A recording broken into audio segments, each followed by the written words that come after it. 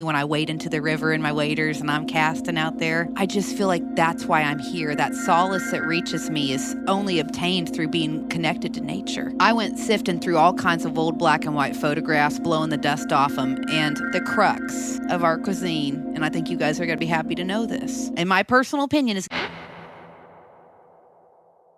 Welcome back to the Ozark Podcast. I'm your host, Kyle Veet, and I am joined, as always, by co-host of the show and my good buddy, Mr. Kyle Plunkett. Yes, sir. Happy to be here. Good, man. You ready to dive into some food, some culture? I am. I'm hoping to utilize some of this weekend at deer camp. Oh, man, it's time. So, it's time. It is. We've if you've been listening, we've been talking a lot about hunting, whitetail, and how to do it and what to do, and we've hit that pretty hard. So hopefully you guys are getting out there and having some success. But at this point, it's time to start doing something with that meat. And we've got some recipes lined up in this podcast with our guests that we're going to share with y'all towards the end. So stick around for those because it's some historical, true Ozark venison recipes that have been dug up from the past. And so we're excited to share those. But for this episode, we're really going to dive into the roots of Ozark cuisine.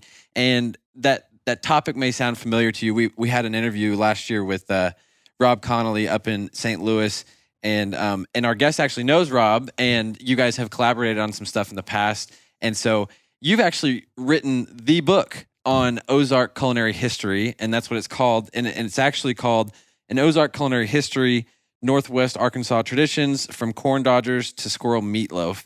And that is written by our guest today, Chef Erin Rowe. So Chef, thank you for coming on the podcast and welcome. Thank you, Kyle, and thank you, Kyle. Mm-hmm. Good to be here. Yeah, glad you're here. I want to talk about this book and kind of go through it. I know there was a lot of probably blood, sweat, and tears that went into the research. The just getting to a point where you can compile all the research that you've done and put it into a story that makes sense and not just like recipes from all over the place and the history from all over the place. Like getting it to where it's something that people can read through in a logical fashion. And so talk to me about this book and what all went into coming up with this book. It's funny. I always wanted to write a book my whole life. As a little girl reading books, thought maybe when I was 70, I might get to write a book. But I wrote it about 34, 33.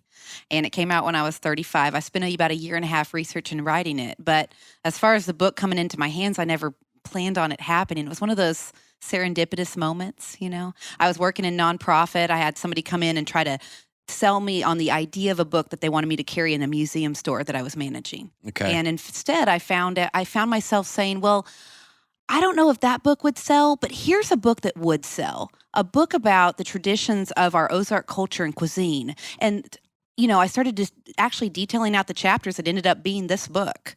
Right there in the moment, without any pre-planning, Oh, that's cool. I started breaking it down to this potential publisher. And I said, if you had a book like that and you interviewed these chefs and you wrote about these component parts, people would buy that book. Mm-hmm. And I would buy that book. Do you have a book like that? And she said, well, no. But if you want to write it, you could do it. I said, well, all right. And so I sent off some writing samples. I got a contract. I signed my name on the dotted line. And a year and a half later, I had a book that came out about an Ozark culinary history. And you had never written a book before that? I never had. I'd done some food writing when I lived in Maui. I went to culinary school there. Yeah. I love, cooking, and I love, obviously, the Ozarks, and I always come back here, but I've traveled quite a bit. So that's about the extent of the writing that I'd done. Okay. Yeah. And so you are local to Northwest Arkansas. You grew up around here.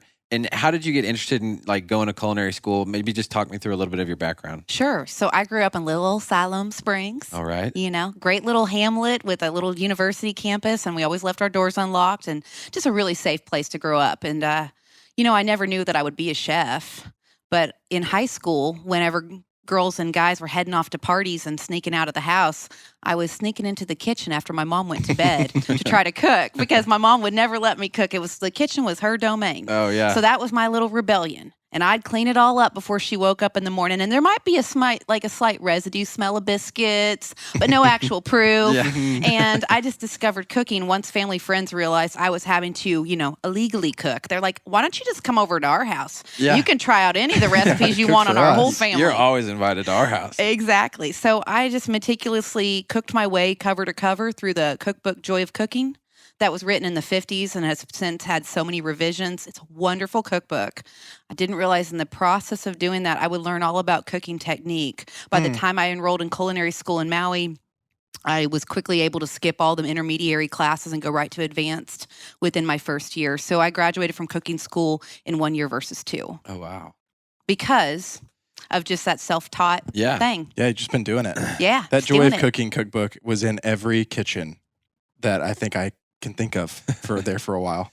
Like that was like the cookbook, right? It is, The Joy yeah. of Cooking. Oh, Like, yeah. what It's fantastic. every mom and grandmom had for a long time. Oh, yeah. Yeah, They so even had like diagrams for how to do your garden with marigolds around the side to keep the bugs out. I mean, it was the go-to Yeah. of like, it's like the Better Homes and Gardens before there was a magazine. Yeah. Yeah. Oh, that's cool. That is cool. I don't actually think I know that book.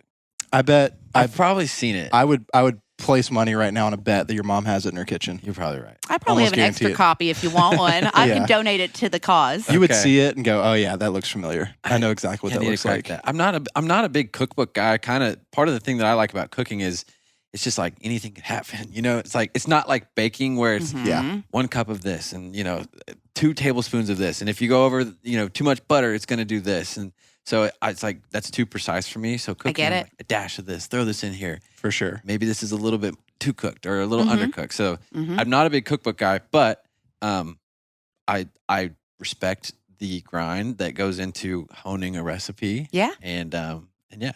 So I want to ask you this. In all of your research and taking the time to come up with this book, you mentioned you're going through these chapters, you're talking with your publisher, you're saying you got to interview these chefs and you lay it out like this. Mhm. Where did you start? To even start with a book and you've signed your name on the dotted line. What was your next step into getting this book written, and how did the research begin unfolding for you? That's such a great question, Kyle, because I wasn't really sure what to do at first. I knew that the component parts needed to be the crux of high South cuisine and, break it down chapter by chapter. And obviously, as a chef, I could also I could speak to the history and a little bit of where I see it going in the first and last chapters. But the way I started was a simple interview, just like what you guys are doing with me. Mm-hmm. I knew at least one person that I wanted to talk to that I thought had some good stories, that had some good recipes, but that had been here for generations. I started with Miss Gail Brewer. I started with one person. Okay. And I just said, I sat down. We had a lot of sweet tea involved, a lot of sweet tea. I got her cornbread recipe, and that took me many gallons of sweet tea. That is a well-suffered recipe. If you talk about blood, sweat, and tears, that right there. But I would just sit down with Gail. I started going over there about once a week, and we would just have a little lunch, and we would talk about family history and family stories. I'd go through shoe boxes worth of photographs, and I started to piece together the puzzle pieces of the Ozarks, starting with one family's tale to begin. Mm-hmm. She gave me some recipes. And then what I did was kind of, it's kind of like networking. Mm-hmm. It's a domino effect. So after Miss Gail and I would finish talking for the day, I said, Miss Gail, I loved your story about the huckleberries, but who do I need to talk to about wild blueberries? And she'd say, well, you need to talk to Farmer Joe down the road. And she'd be like, let me give him a call for you. Yeah. And I'll just set it up. And I'd go talk to Farmer Joe. And then whenever we were done talking about huckleberries or blueberries, I'd say, well, thank you so much, Farmer Joe, but I really want to talk about Ozark wine. Where should I go next? He's like, oh, I know somebody that has a vineyard just down the road. Why don't you go talk to them? Mm-hmm. And he'd call and give me that, vote of confidence so they'd be willing to let me into their history and their stories. Yeah. So that's kind of how I did a lot of the stories that are in here. They're Okay. really anecdotal, but they're literally me listening to oral traditions that have been only passed down. A lot of the recipes, same thing, never been written down. So a lot of these recipes in here are heirloom recipes because I sat and listened and watched them make it right in front of me and measured it for the first time. Yeah. Yeah. Yeah, because back to what I was saying is it's not normally measured. A lot of these family Yeah. recipes were probably like, a cup of this, a dash of that. Exactly. And they just put it all together. But you were like, no, I actually. Gotta measure. Yeah, how much are you doing of that? How much are you doing of Exactly. And to be honest, Kyle, I'm more of a cook like you are. Yeah. I don't really like to measure. I'm not a baker that much. I like to kind of wing it because I like to let the creativity happen in the kitchen. But I know that anybody reading a cookbook is got to need something to follow. this? Right. Yeah, at least a starting point. Yeah, because grandma's recipes are full of a cup of this. Well, what is a cup? It could have been a coffee cup from her cabinet. It might Totally. not have been an actual cup. So Yeah, a pinch, and you're like, great. yeah, help me out here. You're like, my finger is different than yours. Yeah. So you were watching people cook and then measuring as they go. Yeah. So yeah. that's how they were recorded. Some of the first time it was ever like formally put down. Exactly. A lot of the recipes that's like cool. that are like, this is their first, and a lot of the photographs. Yeah. These are the first times anybody has ever seen them. That's really cool. They've just been stuck away in people's attics. And I took the time to go up in the attics. So as you guys can probably tell, I wasn't able to keep that nonprofit job too long. I had to choose to resign because this book took over. I bet. For a year and a half. All I did, I eat, slept, and breathed this book. Yeah. You know, and I also spent some time out in the field. I didn't just hole up at the library. I'm out there picking grapes at Town at dawn and making hominy with the lady in a kitchen where she just lost her air conditioning. Oh, man. I got stories. Yeah, I bet you do. That's cool, Well, we want to though. talk about those stories. Yeah. That's why we're here today. You know, with food and with recipe, there's a deep connection to family history, to relationships, to memories, and food is a powerful thing. It's something that brings people together. And so for you to get to glean some of those recipes and have people be willing to share with you, I think it says a lot about your approach and your genuine approach. And you're like, I want to record this. I want to share this stuff to preserve the history of this region. And I think that's super cool because people don't always just give away recipes all the time. Some of these are true secret family recipes. Yeah. And I know you've got a moonshine recipe in your book, and it's like people don't always like to talk about that. Exactly. Yeah. You know, it's funny how people were willing to trust, you know, but you have to be willing to show that you care about preserving that heritage. Right. That's what they care about. Yeah. So let's start with let's just dive kind of straight in. What is the history? Take me back to like the beginning of what the place that we call the Ozarks. Sure. When we think about the roots of culinary or food culture in the Ozarks, what are we talking about and where does it stem from? Sure. Well, so I might just read a smidge from my please book do. here, you know. So Northwest Arkansas begins in the Ozark Mountains. These rugged mountains are set apart from the rest of the natural state, just like the rugged people who first called it home. I'm just in the first chapter here. But our early settlers lived in isolation for many years, carving out a plot to grow food in an unreachable and densely forested land. So basically, the Ozarks was almost like an island onto itself, right? People had to really want to come here. Otherwise, they would go north through Missouri or south through Louisiana. They usually bypass the state of Arkansas altogether, including the northwest corner, which was a very fought-over piece of hunting land by the Osage and the Cherokee. So it wasn't exactly a safe territory to just go stumbling into.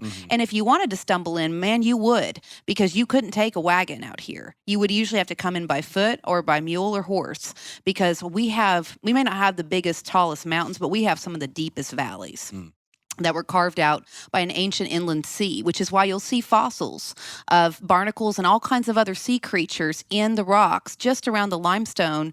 If you go anywhere in Northwest Arkansas, you're going to see in the limestone, you're going to see mollusks, you're going to see all kinds of shells. That's from that time period. So these ancient inland seas, you know, people were having to live down in these haulers. This is not easy land to traverse. And so telegraph lines, railroad tracks, they reached this area of the Ozarks about 50 years later than the rest of the country. And couple that with the reputation for us being backwards rednecks, you know, and or a safe place unsafe place for people to visit. In addition to the Osage and Cherokee fighting over the land constantly, people just bypassed us, which is just as well. I mean, I'm an Ozark hillbilly myself, and it's nice whenever we get a little piece of this land to ourselves. It's a real solace, you know. Also, on the eastern side of Arkansas, there was the Delta on the Mississippi, which had a lot of incidences of malaria.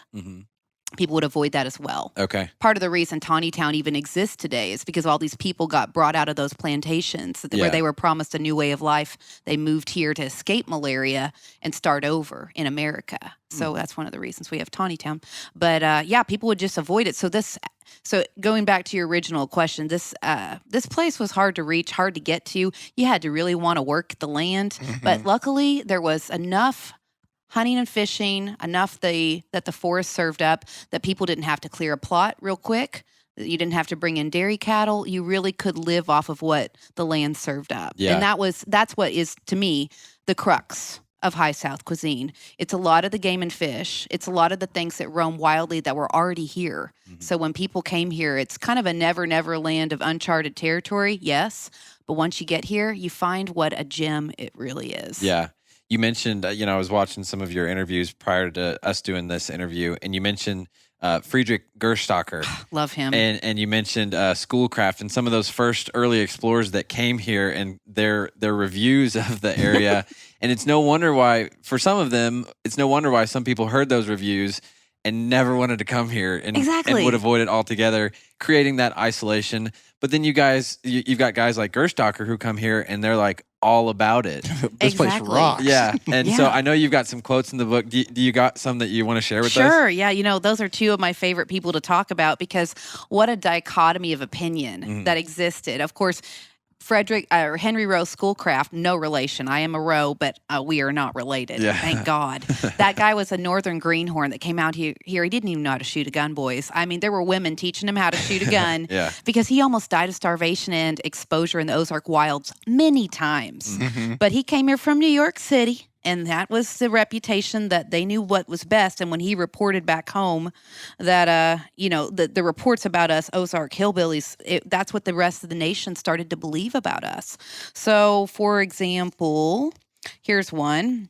Of course, he's getting all these free meals at the hospitality of good Ozark folk. Every meal, where it be breakfast, dinner, or supper, consists of the worst possible coffee. I guess I think of him as a British accent. Indifferent, dirty, frothy-looking butter, black sugar or honey, as the case may be, a little bacon or some sort of dried meat cooked, I do not know how, and as tough as leather, and miserably made Indian cornbread. He later said the supper consisted of some pieces of dirty-looking fried pork, cornbread 8 days old, mixed up with lumps of dirt, and straight up dirt. Right, straight up dirt, man. That's what we eat here. Yeah. And coffee made of burnt acorns and maize. They had neither milk, sugar, nor butter. Well, we didn't have dairy cattle out here. We didn't really need them. But, coming from up north, what was a little bit more quote unquote civilized, they didn't have the abundance that the streams and the air and the hardwoods served up like we have here. I mean, they probably had already depleted up a lot of those resources. So here we are. This guy's out here relying on the hospitality of others. But eventually, after he was saved from death very many times here in the White River area, which would be around, northwest Arkansas, they flooded the White River for Beaver Lake.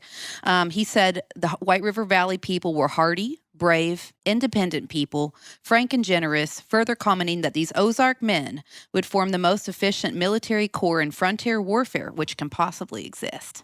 There you go. I like to think he changed his tune. Yeah. It's like they fed me, so I guess they're all right. They're not so bad after all. Didn't he come with, like a tiny rifle he didn't know how to shoot, and there was game everywhere, and he couldn't get any of it? Oh, yeah. It's like The guy out was looking for clueless. lead and rocks. And I mean, I don't even That's think he so could have great. shot a squirrel if it was sitting right in front of him. You know what I mean? That's back when it was turkey and deer and bear and, maybe elk. They were Probably, everywhere. elk at the time. Oh, yeah. Just all Absolutely. over the place, and he couldn't figure it out. We're not called the bear state for no reason. Oh, I I'm know sure it. there are plenty of bear. I mean, people living on bear grease, that was definitely a thing. There's even that town oil trough where we used to ship barrels of bear grease down the river. Yep. So people could put it in their kerosene lanterns. That town is still in Arkansas.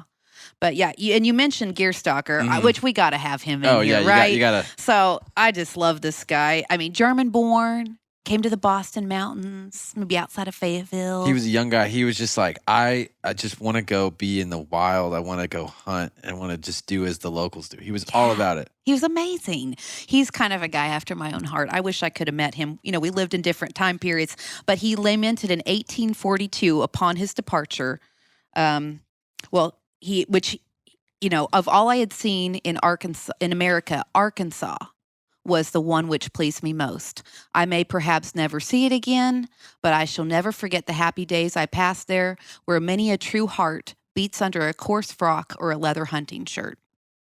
It's pretty good. Isn't That's that good. good? It just hits right there. That's who we are, Yeah, right? I love it. I always tell that to people when I do talks. I'm like, y'all don't let people beat you up because they think we only have two front teeth and we don't wear shoes. We are good people and we work hard.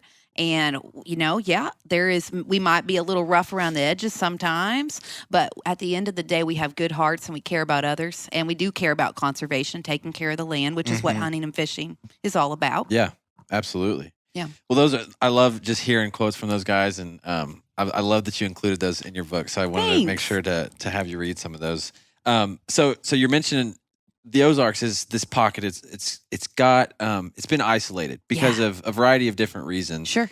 how does then the culture start to form around food? And you mentioned hunting and fishing, but just what does it look like kind of from that point that you've got white settlers coming here, and as well as with an array of other people groups that have come here over time? When does the culture of food start forming? Yeah, the culture of food starts forming as soon as the railroads hit the area. Then we can ship food out. I mean, the apple industry, for instance, I have a whole chapter in this book on apples because we need it. We supplied most of the nation's apples between the 1890s and the 1920s. 30 years of the nation's apples. Every brown paper sack every kid opened on Christmas morning would have an Arkansas apple. Can you imagine? Really? Yeah. That's cool. I mean, think about it. Like we were the Washington and Oregon that is, of apples that it is today, right? It was little old Northwest Arkansas. We had so many apple orchards, and the reason was because of the train travel not having refrigeration. Our apples could be picked in September, eaten as late as March, and still be good. Without refrigeration, without bruising, shipped in boxcars all over the country. Really? Yeah, because when you pick them in September, you can't eat them. Like black apples, the Arkansas black apple, which is one of our, historic apples, but we've got a bunch. Some of them have since went kind of, they're hard to find nowadays, but they were so hardy. We've got a lot of humidity here. We got a lot of bugs.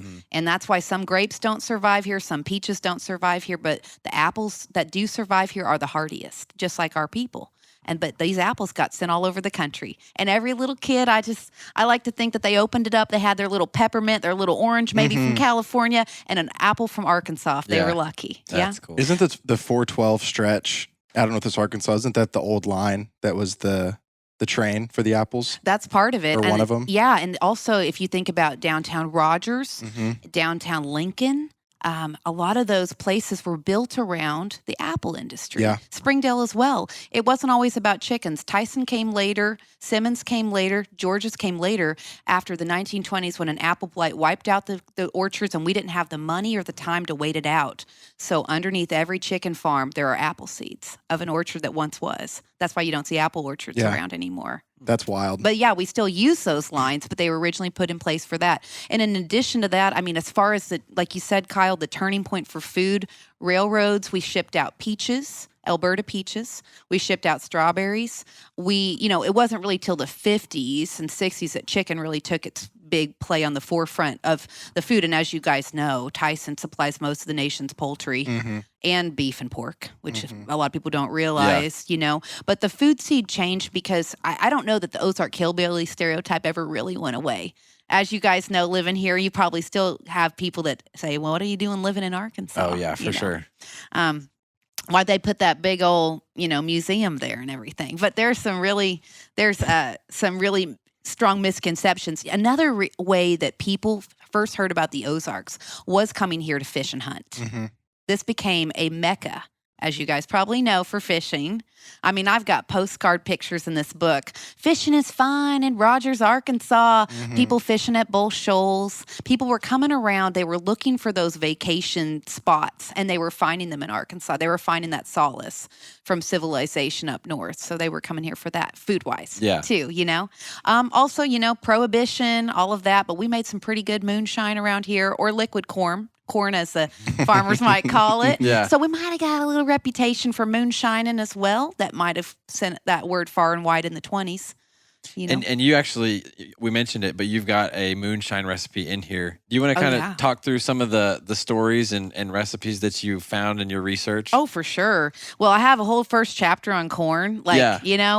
And Let's just go through it. Yeah. Okay, cool. Well, just to break down High South cuisine, just so you guys know kind of everything that I think that it pertains to.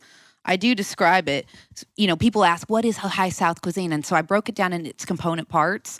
And I was going to ask if you categorized Ozark cuisine as High South cuisine. I do, because it's kind of trendy right now, Kyle, to call it High South. And if it sticks, then at least I'm calling it the right thing, what it is. Sure. But if we just want to call it Ozark cuisine, I'm just as fine with that. Yeah. So sorry, go ahead and define High South. I know you're about to read it, but Sure. I was thinking, what is High South cuisine? I've not heard that. That was coined by a few different chefs that got together on some of our Ozark Ozark restaurants here. Okay. They decided to give a term, and it's kind of started with Crystal Bridges, The Hive, a few different restaurant chefs there. They were like, we need a name for this cuisine. So Yeah, that's for they what came we're up doing. with. That's cool. Yeah, so we're on a high southern plateau, Okay. essentially.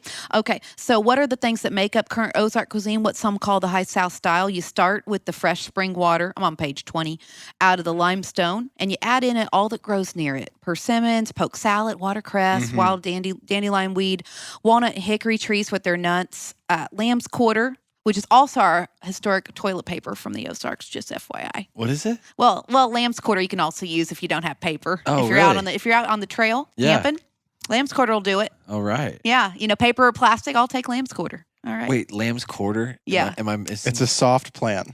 It's a plant. Okay. It's a plant. You can I'm eat thinking it. of like the quarter of a leg. No, it's not an Oh, animal. sorry. Yeah, I I'm so apologize. confused. No, it's a plant. It's really soft and velvety, and Okay. it's delicious to eat. But also, if you're in a pinch and you don't have anything to wipe with, it'll do the job. Gotcha. Not Yeah. appropriate for this podcast, but I do have a lamb's quarter in the woods story from growing up where my dad was like, yeah, like use that, son. Yeah. Like we don't have anything for you. It's like, Go all right, for it. Dad. That'll work. Yeah, that'll work. Yep. And then you got wild morels, Mhm. onions, and wild onions in berries, and in the waters and fresh springs, you're gonna fish out our crawdads, our Ozark lobster, as I like to call it, catfish, perch, crappie, some of the best trout you've ever tasted, bass, shad, frogs, and striper fish. And also, you're not the only ones competing for this food source. You got a lot of bears, which would often end up on the Ozark plate, venison, like what you guys are talking about today, possum, rabbit, squirrel, hog, also known as hazel splitters or razorbacks. Yes. Right. And you might even find wild turkey, as you were talking about turkey hunting the other day, Mhm. chicken, quail, pheasant, and an occasional duck, and goose. Yeah. So those are the component parts of our cuisine. But, one of the first things you did, chapter 2 in the book, you put down corn. Yeah. If you want to say, hey, I'm a landowner, if you own an acre of corn, you officially were considered a landowner early on. If you had an acre of corn, you could say that you're a landowner. Yep. Okay. That's right. That was just like the understanding that Yeah. everybody had. The unwritten rule. Okay. Uh-huh. It's just what you did. It's just the first thing you did was you would plant you some corn. But that's Corn down. great. Got it. Almost like claiming your land. Yeah. Yeah. Very cool. Yeah. Yeah. So That makes sense. I hadn't made that correlation, but a lot of those old stories you read about bear encounters or big deer or whatever that we like to read sometimes on the podcast, The it's always turnbow like, stories. yeah, they got in the corn. It's Yeah. like, why, everybody's got corn. Why does everyone have corn? And I know, corn's easy to grow and good Sure. to eat and good to feed your pigs and stuff on. But it also makes sense that that's also everybody's way of kind of claiming, well, I'm living here now. I got Yeah. corn. Yeah. I'm planting something. It's the quickest thing to grow. And let Yeah. me tell you, boys, it'll grow in the poorest of soil. Yeah. And if you tried to farm out here or to grow things out in your garden out front, you know that we've got some rocks. Yeah. Oh, yeah. And that's from that ancient inland sea that's left over and the limestone starts to break down, but it's hard to grow things sometimes. Mhm. Corn will grow about anywhere, so will sorghum cane. Often you'll find a corn patch and a sorghum patch right next door in the old farms. Why is that? Well, they needed to grow sorghum for sweetening. Here I'm getting into my southern accent here Yeah. when I start talking about it. The Ozark folk were too poor typically to buy white sugar back in the day. So when the honey would run out, which it inevitably would by summer, you're using it spring and summer from your hives, you have to switch over to your long sweetening to last you through the fall and winter, which would be about now, right? So in the winter, you've harvested your sorghum cane, you've pressed out all the juice, you boiled it down, and that's what's going to last you through to make all your baked goods, anything you want to sweeten. Mm.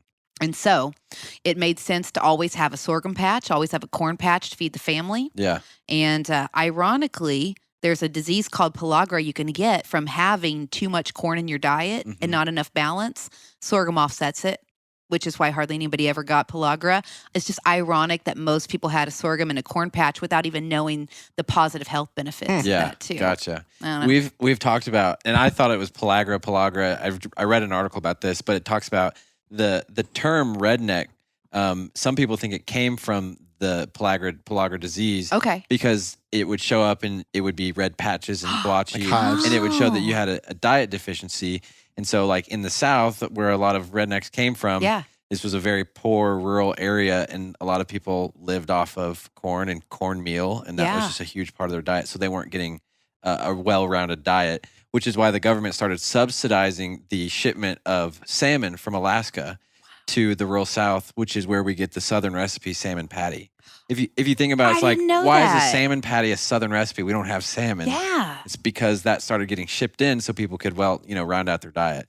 And that's where you get the Fascinating. term redneck. Thank you, Kyle. Yeah. I have learned something new today. It's a cool I always story. just assumed it was because you're working out in the sun and it burns on the back of your neck. I think that's probably part of it too. Yeah. You never know, but it's a fun fact. Man, I love that. Thank you. Well, that's really cool. That's really special. Well, farmers are planting corn, but we can't leave out the liquefied corn here. So yes, there is a recipe for moonshine in here, just to answer your question. And how did you get that? You found somebody who was willing to be like, yeah, I know how to make moonshine. Yeah, so I can't tell his name. He made me promise that even if I wrote this book, I would never reveal his name. This man worked for Mr. Walton way back in the day. And he's probably, I doubt he's around anymore, because when I interviewed him, he was in his 90s. Okay. But in his early years, when he lived in Arkansas, it was, Great Depression timing. I mean, they just had to make it, He's a kid, and occasionally he'd be stirring the stills. He talked to me about how you always got to stir the still, keep it going. If you come across a still, give it a stir, because somebody's inevitably watching. And that way, if they see that you're a part of it, they won't turn you in. They won't think you're a bad guy. Gotcha. But he gave me the recipe, made me promise not to reveal his name, as well as his boss we just know as Mr. Cotton. We don't know a first name. But he said, Erin, if you want to make this, you can make you some Razor Jack. You put a little raisins. Once you're done in the moonshine, you put that in there and let it kind of distill, make a little bit of a liquor. Or you can put peaches in there, make a peach brandy. But it's 50 pounds of corn chops, 50 gallons of water. And, you got to just... 50 pounds of sugar and 35 gallons of water. Okay. Yeah. But yeah, it's a great story because he got chased through the woods and had to escape the revenue or throw his white fancy shoes he'd bought with the money in the furnace so they couldn't track him down. Because, any boy wearing patent leather shoes in Arkansas is sure to catch an eye. He's up to no good. Yeah, where'd you get that money? But yeah, he wasn't too proud of it. But he said that back in those days, you just did what you had to do. Yeah, that's cool. So what are the other components of Ozark cuisine? Oh, yeah. You mentioned corn. Yep, you got corn. You got sorghum. You got sorghum. And which, moonshine. That's all you need. Well, I mean, what else do you need, What am I right? asking about? We've done it. Yeah. You got to be able to can and pickle. Yeah. Because you got that garden out there and you don't want to waste a thing, right? So all the fruits, berries, nuts, things like that, you can can and pickle just about everything, even watermelon rind. I have a recipe in here for watermelon rind pickles that, people just normally just throw that away, but you used everything. Wild things, I have a chapter on that. It talks about everything from how to harvest honey from honeybees the old-fashioned way, to finding wild huckleberries, where to look for morels, how to find them, how to forage, wild watercress, wild dandelion. And then the vineyards of Northwest Arkansas were brought over here from Swiss, German, and Italian immigrants. We were talking earlier before the podcast started about the Post family, and there's a lot of families out in Altus and also some in Tawnytown that are part of that grape growing culture. So that would be part of our food. But the crux of our cuisine, and I think you guys are going to be happy to know this, in my personal opinion, is game and fish. Okay. Yeah.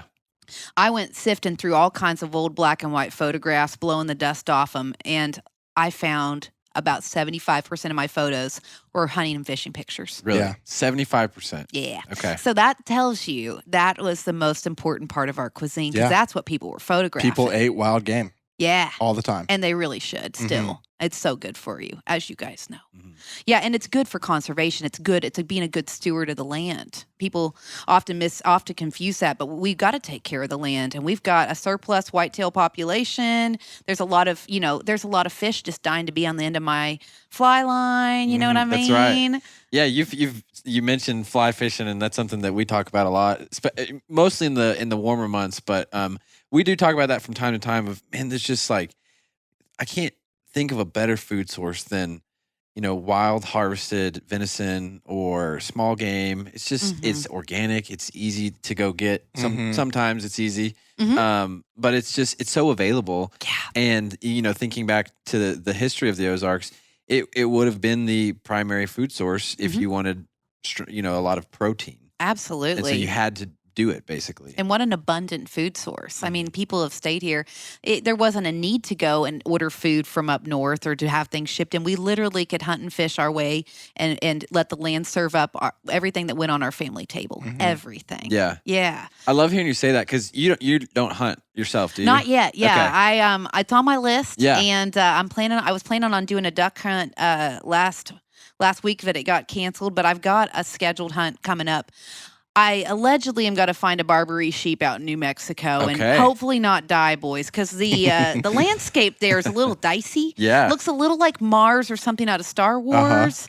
And I just, want to make sure I've got my bearings. Yeah. I think I'm going to be a bird hunter at heart. My grandpa used to raise pheasant and quail in his land out in Kansas, and I think it's in me. Okay. I just That's haven't cool. I haven't quite found it yet. Yeah, that Well, you would be come cool. by it honestly growing up in Siloam. Yes. So, I mean, that used to be quail heaven over there. Oh yeah. Mhm. And then we've talked the history of why the quail aren't around enough, but that makes sense. Like it's in your Ozarker DNA to say, I want wild birds. Well, anytime I teach kids cooking classes, I'm always like trying to tell them, green beans don't come from a can, they come from a garden. Yep. Chicken doesn't come wrapped in cellophane, it comes from somebody's farm. And Yep. so for me personally to consume meat and cook it as a chef and butcher animals, I really need to be part of the whole process, start to finish. I want to be out. I actually did try to go deer hunting. I just had never had something come into my sight, but I'd like to be part of the process. Yeah. Where I harvest the animal, I process it, I do all the things, then I cook it and share it with my family and friends.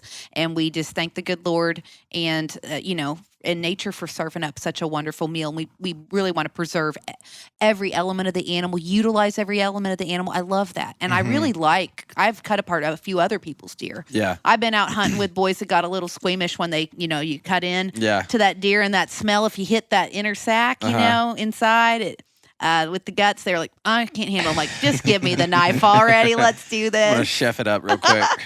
It's a lot of fun, That's cool to hear from you, being as someone who isn't, doesn't have a strong background in hunting, but you recognize the food source, the history of it, because obviously, we talk a lot about hunting and fishing. It's a big part of our life. We feel it's a big part of the Ozark culture.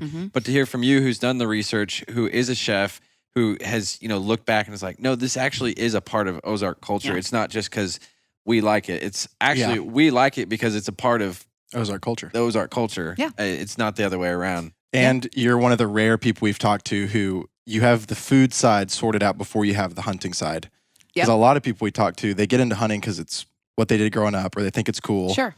Or, really, there's kind of the hunting's big money right now. So it's, Oh, it's something to do. And people watch, they're advertised to and they watch hunting shows and like, well, I want to go do that. Yeah. And then they eventually go, well, sweet, I have this deer and I have all this meat. What do I do with it? Yeah, what And do then I maybe do take with it to a processor, they get it back. And then they're going, how do I cook it?